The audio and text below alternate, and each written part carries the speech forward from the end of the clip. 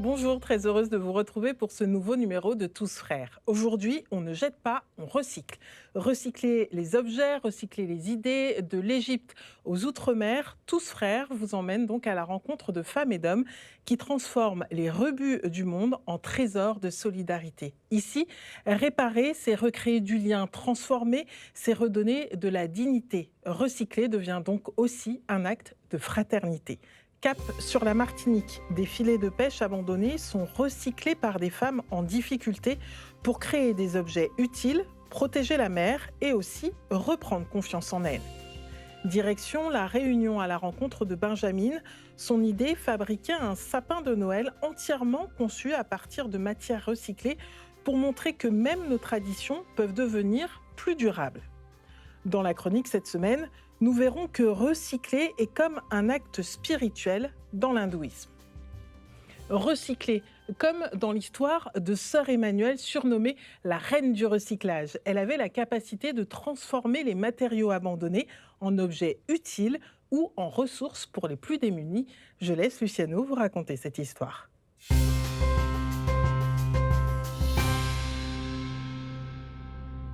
Mais que fait cette religieuse au beau milieu d'un bidonville? Pour le savoir, remontons le fil du temps et allons à la découverte de 3 moments clés de la vie d'une femme du nom de Sœur Emmanuelle. En 1971, Sœur Emmanuelle aurait pu profiter d'une retraite tranquille. Mais elle en a décidé autrement. Et à l'âge de 62 ans, sa vie de religieuse est bouleversée. C'est là, au cœur d'un des nombreux bidonvilles de la ville du Caire en Égypte, dans une cabane faite de briques et de brocs, que Sœur Emmanuelle choisit de vivre. Elle choisit de partager la vie des chiffonniers du Caire, de ceux et de celles qui survivent grâce au tri, au recyclage et à la revente des déchets qui les envahissent. Alors, avec énergie, elle retrouve ses manches et cherche des solutions pour améliorer leur quotidien. C'est en 1980 que le centre Salam voit le jour. Ce centre est conçu pour répondre aux besoins fondamentaux des chiffonniers et de leurs familles. Le soin, l'éducation, la formation, pour que chacun grandisse dignement. C'est aussi en 1980 que la religieuse fonde une association, les Amis de Sœur Emmanuelle. Son but, pérenniser et structurer tous ses projets auprès des chiffonniers avec une attention particulière pour les enfants. En 1993, à 85 ans, Sœur Emmanuelle quitte son bidonville du Caire et retourne en France à la demande de sa communauté, Notre-Dame de Sion. Beaucoup de choses ont changé en 20 ans. Là où s'entassaient les ordures, se dressent maintenant des habitations pour les chiffonniers avec l'électricité et l'eau courante. Il y a aussi des écoles, des dispensaires, une usine à compost, des ateliers pour trier, recycler et revaloriser les déchets. Sœur Emmanuelle s'en va, mais elle va continuer son combat contre la misère, jusqu'à son dernier souffle qu'elle rendra en 2008 à l'âge de 99 ans. Voilà, maintenant vous savez ce que faisait cette religieuse, Sœur Emmanuelle, au beau milieu d'un bidonville. Elle recyclait les déchets avec les pauvres, certes, mais plus encore, elle rendait à ces pauvres leur dignité, et on en parle encore aujourd'hui. Et comme on parle de recyclage aujourd'hui, on va en parler aussi avec Aurélie. Bonjour Aurélie. Bonjour Muriel. Direction la Martinique, où nous sommes allés à Fort-de-France et Casse-Pilote, où nous avons rencontré des femmes qui recyclent notamment pour protéger la mer. Oui Muriel, et il faut savoir d'abord que la majorité de la pollution marine ne naît pas dans l'océan. Environ 80% de la pollution océanique provient de sources terrestres. Il est donc indispensable de sensibiliser la population à sa protection, et ça passe aussi par le recyclage. Nous avons rencontré des femmes de l'association d'Antilles et d'ailleurs qui transforment ces filets de pêche dans leur atelier de couture. Il s'appelle Made in Woman. Et pouvez-vous nous parler justement de cette association ? Alors, D'Antilles et d'ailleurs est une association féministe qui permet à des femmes migrantes en situation de précarité d'accéder à une formation professionnelle, notamment grâce à l'upcycling. Est-ce que vous savez ce que c'est, Muriel, l'upcycling ? pas. Alors, ça consiste en fait à récupérer des matériaux dont on ne se sert plus pour les transformer en produits de qualité supérieure. Alors, comment donner de la valeur aux objets recyclés et à ceux qui les transforment ? Reportage de Nicolas Caclin et Laurent Vieuxfort.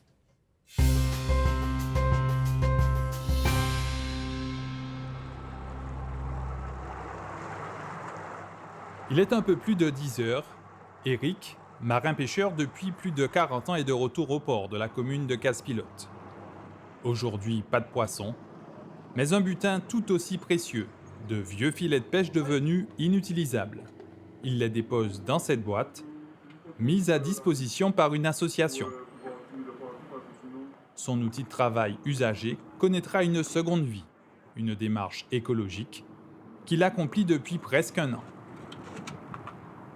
Ouais, les vieux filets, ça traîne de partout, ça tombe dans l'eau, il y a des petits poissons qui restent coincés dedans, donc ça tue les petits poissons. En même temps, si ça reste sous la terre, ça fait une espèce de pollution, puisque ce truc-là, c'est fait avec du résidu de pétrole. Réduire la pollution des fonds marins, c'est l'objectif de l'Assomer, une association qui a pour vocation de faire connaître le patrimoine marin et valoriser cette connaissance. Elle mène un travail de sensibilisation auprès des marins-pêcheurs de toute la Martinique. Jessica Chekroum est responsable de communication au sein de cette association. On a déjà une communauté de pêcheurs avec qui on discute au quotidien et du coup qui étaient tous ravis qu'on leur trouve une solution aussi parce qu'ils ne savent pas quoi en faire en fait. Donc quand il y a Dantier d'ailleurs qui nous a contactés pour ce projet avec Made in Woman filets de femmes, on était ravis parce que c'est ça qui est compliqué, c'est de trouver une deuxième vie pour ces filets. Cette deuxième vie est offerte par Dantillé d'ailleurs, une association féministe engagée pour un monde inclusif. Sa représentante, c'est elle, Alba Royo. D'origine espagnole, elle est la coordinatrice de l'atelier couture. Elle se charge elle-même de récupérer les filets récoltés en amont par l'Assomer. Et cette fois encore, elle revient les bras chargés. Les dernières années, on a récupéré plus ou moins, je pense que c'est entre 60 et 70 kilos. Et du coup, c'est pas mal. L'idée, c'était de trouver un matériau qui ressemble à la Martinique et qui nous rappelle un peu où nous sommes. Et je pense que la pêche, c'est une activité très de l'île. Et aussi pour l'impact que tous les filets de pêche ont sur les océans et la contamination que ça peut produire.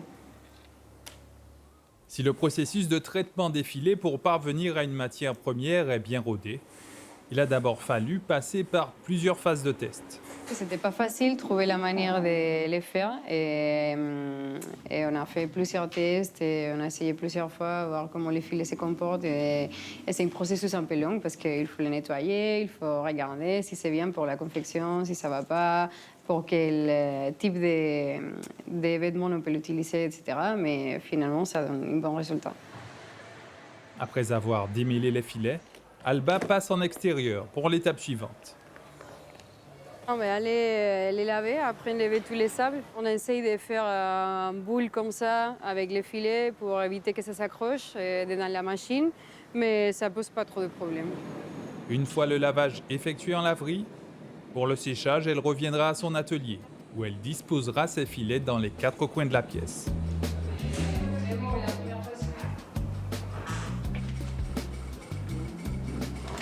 Là, on peut voir un jean qu'on a upcyclé avec du filet de pêche et un autre tissu d'une ancienne mercerie qui nous avait donné ça.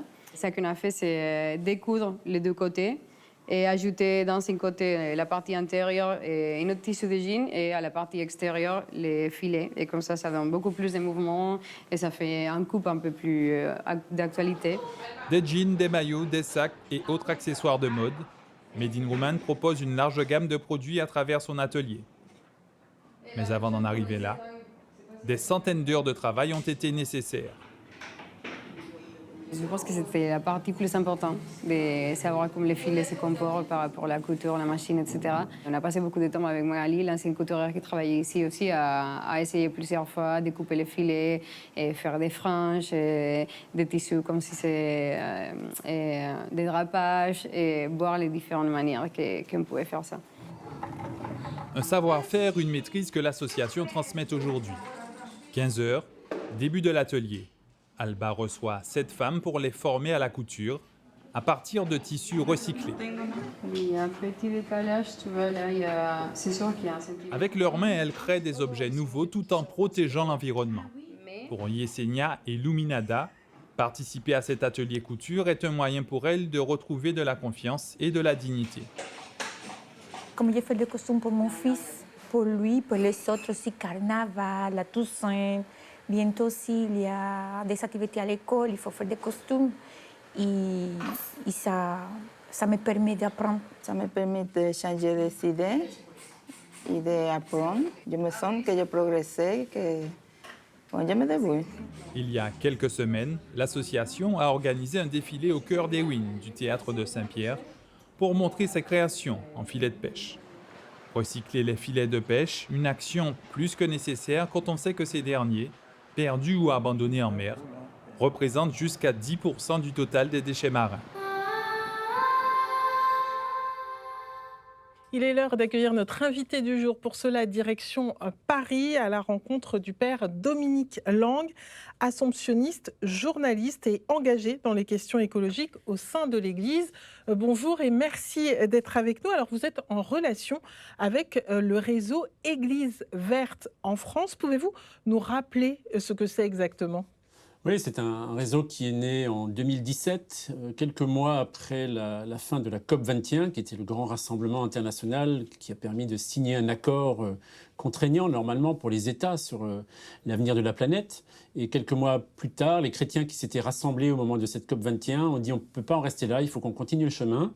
Et c'était une démarche œcuménique, donc des protestants, des catholiques, des orthodoxes qui avaient prié ensemble, qui avaient milité ensemble et qui ont décidé de continuer la route. Et ils ont donc lancé cette opération d'un label, donc une qualification qui permet d'abord à des paroisses et maintenant à beaucoup d'autres institutions chrétiennes, à des diocèses, à des monastères, à des familles, à des institutions, de progresser dans leurs pratiques éco-responsables. Et vous, vous êtes accompagnateur de plusieurs de ces acteurs du réseau Église verte. Quelles sont vos actions ? Alors moi, je suis un observateur de ce qui se passe là-dedans. En tant que journaliste, ça fait pas mal d'années, bien avant la COP21, où j'avais commencé à réfléchir et à voir un peu comment la prise de conscience écologique chrétienne était en train de naître. Et donc effectivement, quand j'ai été présent à la COP21 à Paris, et quand j'ai vu arriver cette réflexion d'une suite de ce mouvement-là, ça a été très intéressant à observer en tant que journaliste, en tant que chrétien, en tant que citoyen, et de voir que maintenant, après toutes ces années, en métropole et ailleurs, en Outre-mer aussi, il y a plus de 1000 paroisses qui se sont mises en route et qui progressent petit à petit. Et justement, parmi les différentes actions de protection de l'environnement, quelle est selon vous l'importance du recyclage ? Alors c'était un des éléments, et c'est sûrement un élément assez intéressant pour des communautés chrétiennes parce que c'est finalement assez immédiat. Ça pousse à une réflexion sur le mode de vie, comment est-ce que je consomme, comment est-ce que je mange, comment est-ce que je produis de l'électricité ou comment je produis de l'énergie et qu'est-ce que j'en fais. Est-ce que quand je regarde mes factures en fin de mois, est-ce que je peux progresser ? Et quand on part de cette réflexion-là, on voit qu'on a des marges de manœuvre et qu'on s'est habitué à des modes de consommation finalement assez dispendieuses et qu'on peut changer ses habitudes et finalement y trouver du plaisir parce que c'est bien ça souvent le moteur, c'est d'être créatif et de dire tiens on peut faire les choses autrement et en plus ça nous fait du bien et ça fait du bien à la planète. Et qu'est-ce qui dans la foi chrétienne nous pousse à recycler en fait ? Alors on ne peut pas dire que dans l'Évangile, il y a un appel direct à recycler le plastique ou la nourriture, mais en tant que chrétiens, nous sommes invités à être des disciples du Christ. Et donc c'est à la suite du Christ que nous avons à réfléchir sur comment est-ce que je me comporte, comment est-ce que je vis avec les autres. Et regarder simplement le mode de vie humain du Christ à son époque, il a clairement fait le choix d'une vie sobre, d'une vie simple, proche des gens et notamment des plus pauvres, et étant très attentif au cycle de la nature. Regardez le nombre de paraboles où il cite le bon grain qui pousse, les fleurs dans les champs, etc., les oiseaux. Donc une attention à la création et donc un respect à cette création. Et une fois qu'on prend ça en compte, on voit bien à quel point nos modes de vie actuels sont souvent éloignés ou en tout cas un peu décalés par rapport à cette exigence. Est-ce qu'on peut dire que c'est en lien avec ce que le pape François appelle la culture du déchet ? Qu'est-ce que ça veut dire exactement ? Alors c'est sûr que ça c'était un accélérateur extraordinaire. Quand le pape François a été élu en 2013, beaucoup espéraient que enfin l'Église catholique allait passer à la vitesse supérieure sur ces questions-là et de fait c'est ce qui est arrivé. Non pas qu'il ne s'était rien passé avant, mais on a l'impression que le pape François nous a dit collectivement, ça fait 50 ans au moins que dans l'Église, des textes importants commencent à parler de la pollution, des problèmes environnementaux. Maintenant, il faut passer aux actes. Arrêtons de parler, passons aux actes. Et ce qui a été très touchant chez ce pape, qui a vraiment ému beaucoup de gens, c'est que ses premiers gestes ont été des gestes auprès des populations les plus pauvres. Souvenez-vous, quand il allait jeter cette gerbe de fleurs à Lampedusa pour évoquer la Méditerranée qui est en train de devenir un cimetière pour les migrants qui passaient là. Et donc, il a développé cette réflexion qui a préparé la future encyclique qu'il allait publier un peu plus tard, en partant de cet étonnement. Comment ça se fait que dans ce monde moderne, où nous avons tant de moyens, tant d'argent, tant de possibilités, nous soyons à la fois si peu respectueux des personnes que nous considérons comme des déchets. Les migrants seraient des déchets d'une société dont on ne sait pas quoi faire, et aussi de tous nos biens que nous accumulons et dont nous nous débarrassons comme si tout cela était inutile et qu'on pouvait recommencer à l'infini. Mais le recyclage, il est quand même entré dans les mœurs, on le voit dans les familles. On peut se dire que finalement, cette problématique, elle est derrière nous. En quoi on a encore des choses à faire en matière de recyclage aujourd'hui ? Je ne suis pas aussi optimiste que vous. Oui, le côté positif, c'est que je crois qu'on a tous compris, effectivement, qu'on ne pouvait pas continuer comme ça et qu'il y avait quelque chose de complètement incohérent. Et il suffit très souvent de se souvenir de nos parents, de nos grands-parents, comment ils vivaient auparavant dans une société moins consumériste. Et on se rend compte à quel point ces générations-là, on ne pouvait pas forcément dire qu'ils étaient écologiques, mais naturellement, ils économisaient leurs forces, leurs biens, ils recyclaient, ils réparaient, ils reprenaient leurs habits, etc.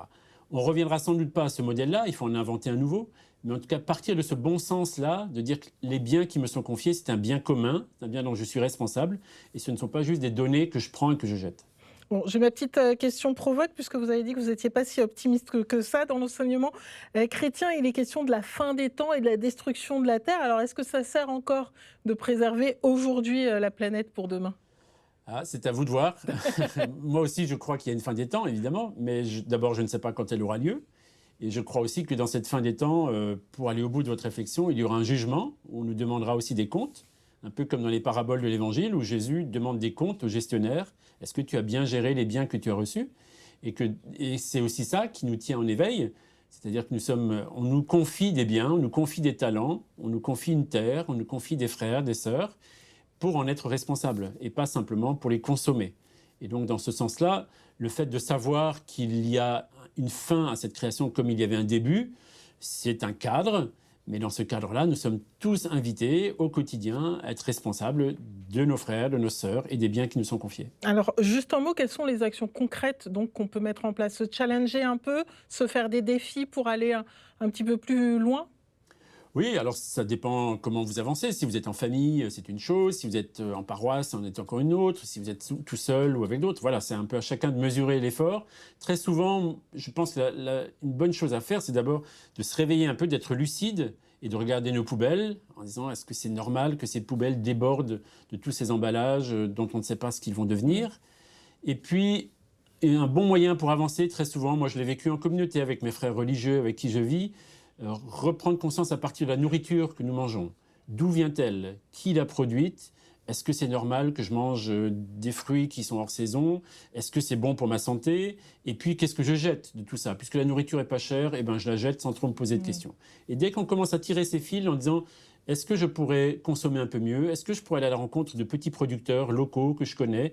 Plutôt que d'aller dans les supermarchés où je ne sais pas d'où vient la nourriture, est-ce que je peux redonner du sens à ma pratique ? Et ensuite, de fil en fil, on trouve des réponses. Eh bien, écoutez, merci beaucoup, Père Dominique Lang. Je rappelle que vous êtes assomptionniste, journaliste et évidemment engagé dans les questions écologiques au sein de l'Église. Merci à vous. Alors Aurélie, on va chez vous. Vous avez le gros sourire. Pourquoi ? Parce qu'on va à la Réunion, plus précisément du côté de Saint-Benoît et aussi de la Plaine des Palmistes, où nous avons rencontré une femme qui recycle au quotidien. Oui, cette femme, regardez, c'est Benjamine. Alors, elle est bénévole du Secours catholique de la Réunion depuis 1998. Elle est d'ailleurs à l'origine du partenariat du Secours catholique avec l'association ADICA, qui accompagne à l'insertion notamment par la réalisation de meubles en bois palette. Et comment a-t-elle commencé justement à recycler ? Eh bien, c'est en travaillant dans une épicerie solidaire. Elle a été sensibilisée à la question du gaspillage et donc à la réutilisation des objets inutilisés. C'est ce qu'elle fait chaque année et en particulier, Muriel, on retourne à votre période préférée de l'année. À Noël. À le Noël, sapin. exactement. Alors, comment recycler peut-il nous rapprocher de l'autre et de la planète? Reportage d'Alexandre Timard.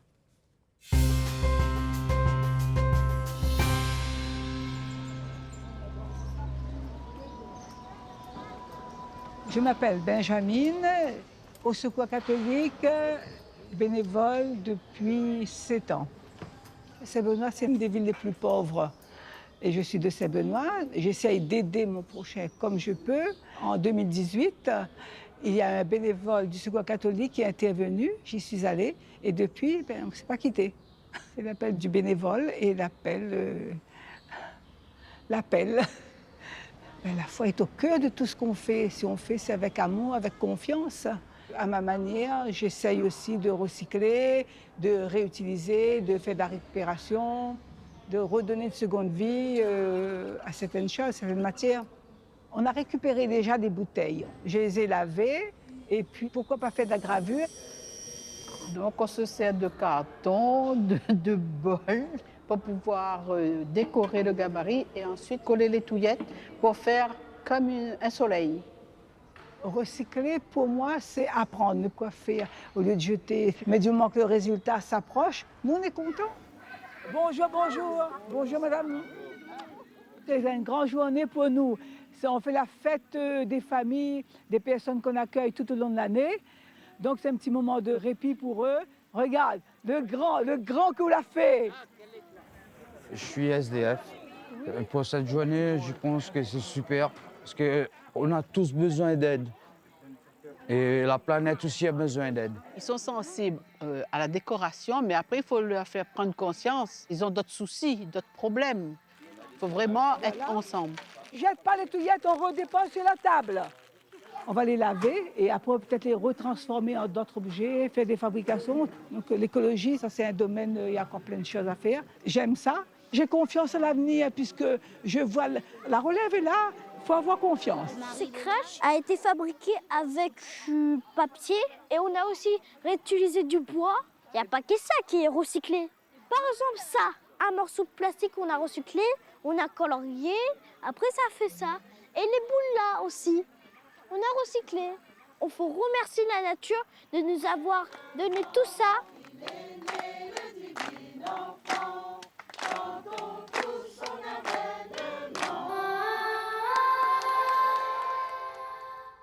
Et dans la chronique cette semaine avec vous, Aurélie, vous allez nous expliquer que recycler est un acte spirituel dans l'hindouisme. Exactement. Alors, dans l'hindouisme, il faut déjà comprendre que la conception du monde, elle est cyclique. Donc, chaque substance présente dans le cosmos est transformée et réinvestie perpétuellement. Recycler, c'est donc assurer la continuité de ce cycle, respecter la nature, le cosmos tel qu'il est. Donc, ce n'est pas forcément une démarche écologique, en fait, pour les hindous. Pour protéger la planète, c'est plutôt une action totalement spirituelle. Et je vous ai choisi 4 exemples. Regardez, Muriel, par exemple, ces fleurs-là, ça vous fait penser à quoi? Aux cérémonies, évidemment. Et justement, est-ce que ces fleurs sont recyclées? Elles sont recyclées. Alors, ces fleurs, elles sont utilisées en offrande au divin. Et il y a plusieurs façons de les réutiliser. Certains hindous les donnent à manger aux vaches sacrées, par exemple. D'autres vont en faire de l'huile pour leur vertu médicinale. Et on peut également les transformer en bâtons d'encens. L'idée, c'est que l'objet initialement donné en offrande au divin, conserve ensuite une part de la présence divine. Donc le recycler, c'est assurer une forme de continuité dans le rituel. D'accord, et dans le divin. Ok. Exactement. Et les hindous ont-ils l'occasion de recycler justement quotidiennement? Parce que là, c'est côté divin. Tout à fait. Mais lors des pujas, et c'est toujours divin d'ailleurs, c'est un rituel qui est observé quotidiennement par les hindous et les cendres issues des offrandes rituelles qui sont brûlées sont réutilisées en tant que substances sacrées. Elles sont appliquées sur les corps des ascètes et des fidèles, notamment sur le front. Recycler ces cendres, c'est montrer que le déchet matériel, la fin d'une forme, peut avoir un nouveau sens spirituel et religieux. Et est-ce que les hindous font du upcycling, comme on l'a vu dans le reportage de Martine? Tout à fait. Dans l'hindouisme, on recycle également les vêtements, et en particulier ceux des ascètes, donc les religieux, et aussi ceux qui ont habillé les divinités comme celle-ci sur la divinité Ganesh. Ils peuvent être recyclés en amulettes de protection. Le vêtement garde la trace de la présence divine si on les utilise pour parer les statues des divinités. Et il peut garder aussi la trace de la discipline spirituelle du religieux qu'il a porté. D'accord. Et est-ce qu'un objet peut avoir aussi une fonction totalement différente après avoir été recyclé? Totalement, oui Muriel, parce que, regardez, tout ce qui est issu de la vache pour les hindous est sacré. On sait que la vache, c'est la représentation du dharma, c'est-à-dire la religion et la droiture. Eh bien, ces excréments peuvent être recyclés pour servir d'engrais pour la terre ou de matériaux de construction ou encore de combustible dans les rituels du feu. En résumé, en recyclant, les hindous ne s'arrêtent pas à des principes écologiques. Ils agissent avant tout en cohérence avec une vision cyclique du monde où la matière est continuellement transformée. Pour eux, la fin d'une fonction marque le commencement d'une autre, que ce soit sur un plan rituel ou spirituel. Merci beaucoup Aurélie. Pour aller plus loin, je vous propose d'aller sur le site internet d'Outre-mer La Première. Toute une page est consacrée au recyclage dans nos territoires. Plusieurs articles proposent donc des solutions et des projets pour mieux gérer les déchets de Saint-Pierre-et-Miquelon à la Guyane en passant par la Polynésie. Différents acteurs s'unissent pour la préservation de l'environnement. Et vous pourrez retrouver toute cette émission et bien d'autres sur nos réseaux sociaux et sur notre site internet, comme ici avec aussi des contenus sélectionnés et créés tout juste pour vous, on vous y attend, ainsi que sur tousfrères.tv bien sûr. Alors, recyclage Aurélie, qu'est-ce que ça vous évoque? Moi je recycle Muriel, attention. Moi aussi dis donc. Je recycle, je fais très attention, je trie mes déchets, j'essaie de réparer plutôt que jeter, je fais vraiment normalement assez bien.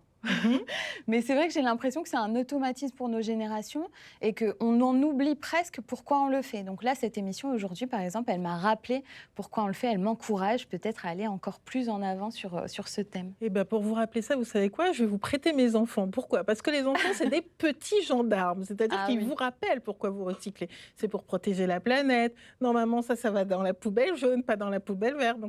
Et c'est bien parce que c'est des piqûres de rappel au quotidien. Et finalement, les jeunes générations sont aussi sur ce chemin pour avoir une plus belle terre, une plus belle planète et pour recycler en espérant que cette émission vous aura donné encore plus envie de recycler. Très belle semaine à vous et à bientôt.